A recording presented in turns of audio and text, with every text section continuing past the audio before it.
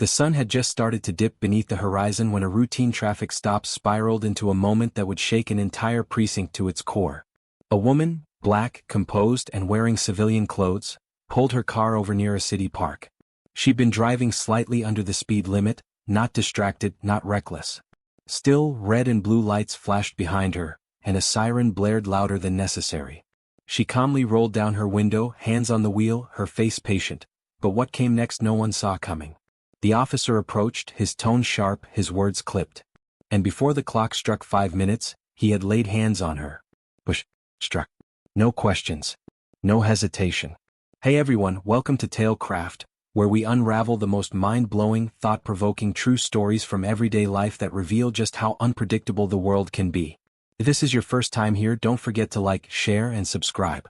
Seriously, what would you do if someone disrespected your boss right to their face, not knowing who they were talking to?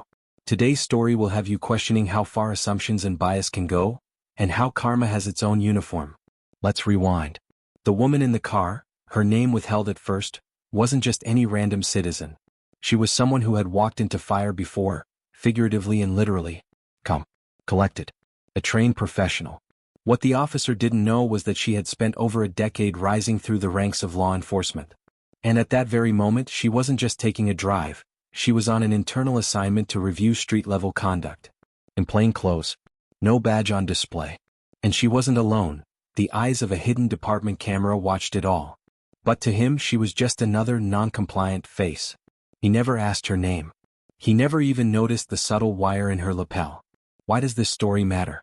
Because it's not just about one officer making a grave mistake. It's about the deep-rooted assumptions that lead to those mistakes. It's about how power, when unchecked, can become prejudice. But it's also about quiet strength, the kind that doesn't need to shout to be heard. In just a few minutes, this woman didn't just shatter one man's perception. She shattered an entire department's illusion of impunity. And here's the twist that makes this tale unforgettable. She wasn't just another victim. She was his boss. The moment she stood up, identified herself, and made that single chilling call to headquarters, everything changed. The officer's face drained of color. The backup car that arrived didn't come to support him. It came to collect him. So stick around, because what unfolds next isn't just shocking. It's a powerful wake-up call for everyone. You'll see how one act of injustice exposed an entire system. And if you think this story ends here, think again. Like, share, and hit that subscribe button, because on Tailcraft the truth always finds a voice. Officer Mark Dennison had only been with the department for 4 years, but he carried himself like a veteran. The kind of officer who thrived on authority, who believed his uniform gave him control, not responsibility. He'd had a few complaints before. Minor infractions, excessive force, racial profiling. Each time the investigations faded into paperwork. A wrist slap. Be more careful next time. So when he pulled over the black SUV that afternoon, and saw a black woman behind the wheel, dressed in casual clothes, he didn't ask questions, he gave orders. Loud, aggressive, and drenched in prejudice he didn't even try to hide. She had barely said a word before he barked at her to exit the vehicle. "License and registration," he shouted. She calmly responded, "Can I ask why I'm being stopped?" That question alone set him off. His hand went to the holster, not to draw but to intimidate. Her calmness seemed to him like defiance. Her stillness like resistance. He pulled her car door open, grabbed her arm, and forced her out. The woman winced, not in fear, but restraint. There were cameras on the light post. She knew. He didn't. She wasn't just any citizen, she was documenting everything. The woman's name was Deputy Chief Angela Roberts. She had risen through the ranks with discipline, grace, and a no-nonsense attitude. She'd served in homicide, undercover narcotics, even internal affairs. Now she was spearheading a covert initiative to evaluate officer behavior in unannounced field interactions, especially ones involving marginalized citizens. That day she dressed like a civilian, removed her badge, and got into an unmarked car with a single task: see how her officers behaved when they didn't know who was watching. What she encountered instead was the very monster she'd spent her career trying to reform. Officer Dennison didn't stop at the shove. Once she was out of the vehicle, he barked orders and mocked her calmly spoken questions.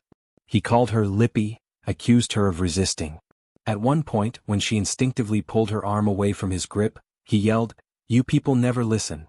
That phrase, simple but venomous, changed the air around them. He didn't even hear himself, he was too wrapped in dominance. Deputy Chief Roberts knew better than to argue in that moment. She let him speak. She let him humiliate himself. And when his radio crackled for a routine ID check, she gave a subtle signal to the observer team waiting nearby. That signal triggered a cascade. Within moments, 2 more officers appeared, not from his dispatch but hers. They approached silently, watching. Officer Dennison still hadn't realized what was happening. He leaned into her face, trying to assert control, still unaware he was digging his own grave. Then one of the backup officers spoke. "Officer Dennison, do you know who this is?" He scoffed. "Another loudmouth who doesn't know the law." That's when Deputy Chief Roberts reached into her coat and calmly retrieved her badge. She held it up to his face, steady hands, clear eyes. "Deputy Chief Angela Roberts," she said softly. "And you're officially under review." The silence that followed was deafening. Dennison took a step back. His eyes darted to the badge, then to the officers flanking him. He stammered, trying to explain, claiming it was a misunderstanding, that she was non-compliant. But the cameras had captured everything. His tone, his aggression, his words. The subtle racism. The abuse of power. There was no version of this where he walked away untouched. The backup officer stepped in, not to de-escalate but to read him his rights. For once he wasn't the man giving orders. He was just a man who had forgotten that every badge has a number, and accountability always comes knocking.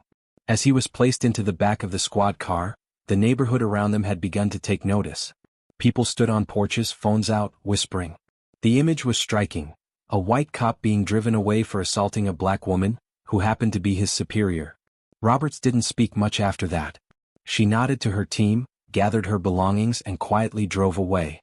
But inside she carried something heavy, not just the bruises on her arm, but the confirmation that her mission was far from over.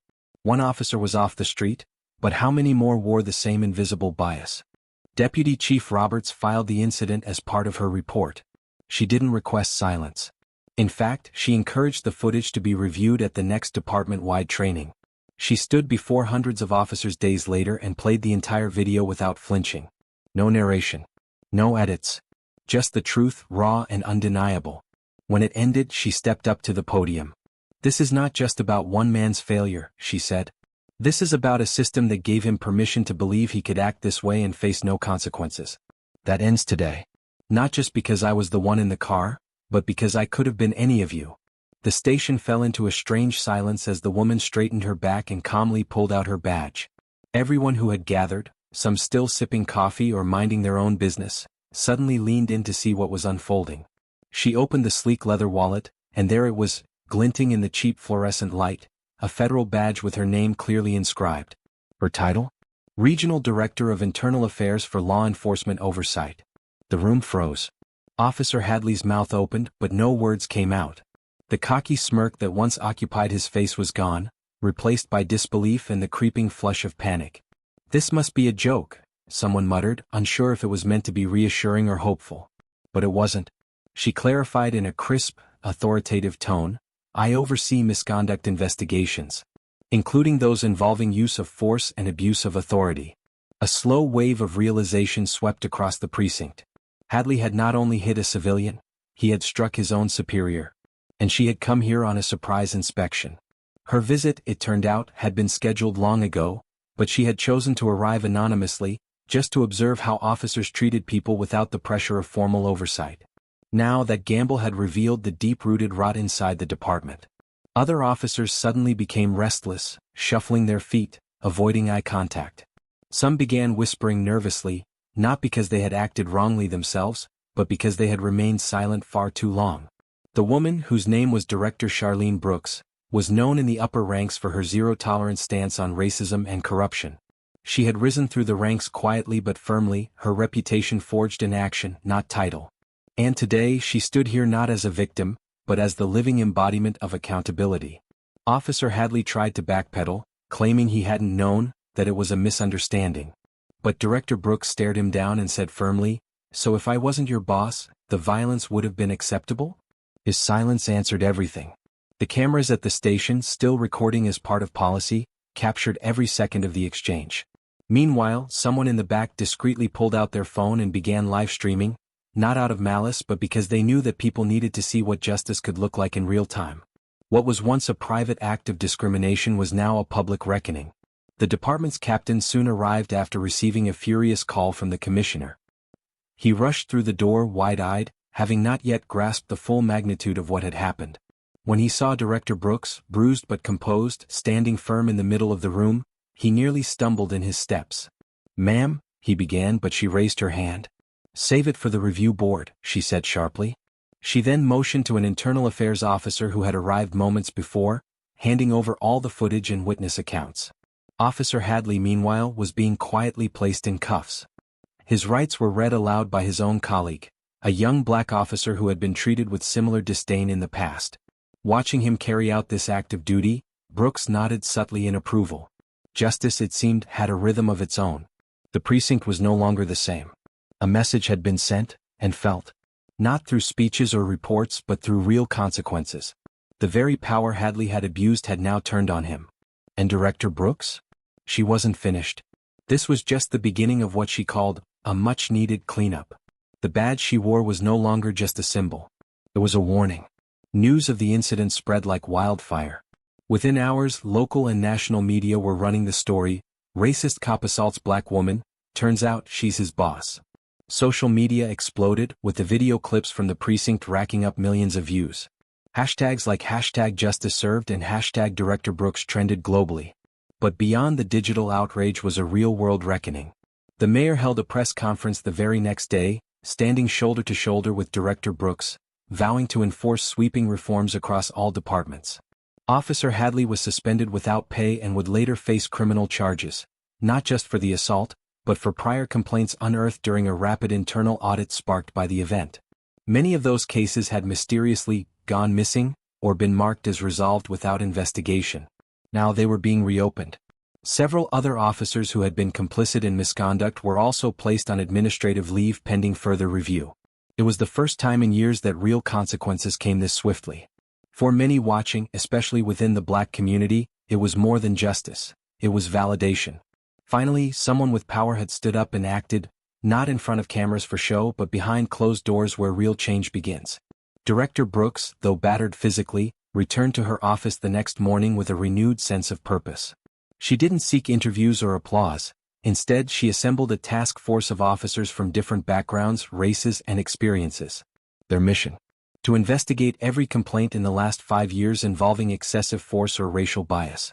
It wasn't just about Hadley. It was about the system that had protected officers like him for so long. And she wasn't alone. Citizens, activists, and retired officers reached out, offering to volunteer, testify, or help build trust again. One former sergeant, a white veteran who had served with distinction, even apologized publicly for not speaking up years ago when he'd witnessed similar abuse. Brooks responded not with blame but with resolve. Silence isn't neutrality. It's complicity. But change is still possible if we're brave enough to act now. In schools, students discussed the story in civics classes. In households, parents used it to teach their children the value of courage, authority, and respect. The narrative had shifted. No longer was it just about a rogue cop. It was about the unseen faces in power who were no longer content to let racism fester beneath a uniform and a badge. For Officer Hadley, the fallout was severe. His pension was frozen pending investigation, and his union, once vocal in defending its members, issued a statement distancing themselves from his actions. Former friends stopped calling. His name had become synonymous with disgrace. But for Director Brooks, the consequences were of a different kind. Overnight, she became a symbol, not just of power but of resistance against corruption. Invitations poured in from universities, police academies, and civic forums asking her to speak. She declined most, choosing instead to stay focused on her mission. In private, she admitted to close friends that the assault had shaken her, not because of the pain, but because of how quickly someone could strip away another's humanity under the assumption of impunity. And yet, from that darkness, she drew strength. "I didn't set out to become a symbol," she told one interviewer months later. "I just wanted to remind them that no one is untouchable, not even behind a badge." Her words echoed across a nation grappling with accountability. In her calm defiance, many found hope. Not just that change was needed, but that it was possible. The system didn't change that day. But it took its first real step. Months later, the precinct that once turned a blind eye to misconduct had become a different place. Murals now decorated the once plain walls, portraits of community leaders, past and present, including a powerful image of Director Brooks standing in front of the courthouse, head high, bandage still on her forehead. Officers, old and new, now attended mandatory anti-bias training, not as a formality but as part of a cultural shift. The public could walk into the department and speak with a community liaison without fear. Brooks had instituted a citizen ride-along program, allowing regular folks to accompany officers and understand their daily duties. Trust, once shattered, was cautiously rebuilding. Local teenagers who once hurled insults at patrol cars were now part of mentorship programs led by off-duty officers. Even the media shifted their narrative. What was once a story about brutality had become one of transformation. A young black girl named Kayla, inspired by Brooks' strength, wrote her college entrance essay on that moment. Her title: She Wore a Badge and Braids. She was accepted into a pre-law program. Because sometimes the story doesn't end with justice. It begins with someone brave enough to demand it. As for Director Brooks, she remained humble, quietly working through her mission. Every Friday she held open office hours, allowing anyone, citizens, beat cops, or even janitors, to speak their mind, ask questions, or suggest reforms. One afternoon, a young rookie officer nervously walked in. He had watched the entire saga unfold from the academy and had just completed his first patrol shift. "Ma'am," he stammered, "I joined because of what you did. I used to think power meant fear. Now I think it means service." Brooks smiled, offered him tea, and simply said, "Then wear your badge like a promise." That moment would later be framed on his locker. And so, her legacy was not statues or speeches, but in the quiet, consistent reshaping of hearts and minds. It wasn't just about fighting racism, it was about redefining what leadership in law enforcement looked like. In place of dominance, there was dignity. In place of silence, accountability. She hadn't just changed a department. She had modeled a blueprint. One where the question wasn't who had the power, but who had the courage to use it for good. And that blueprint was now spreading from precinct to precinct, city to city. To those watching from around the world, whether from a small town in Georgia, a big city like New York, or a village across the ocean, this story carried more than headlines. It echoed a truth that cannot be ignored. The uniform doesn't make the person, and respect is not earned by rank, it is shown through action. Brooks proved that dignity can't be beaten down, that a single moment of courage can spark a movement, and that even those at the top can bleed and still lead. As the sun set on the precinct's front steps where the assault had occurred, children now played tag, their laughter cutting through the memory of that day.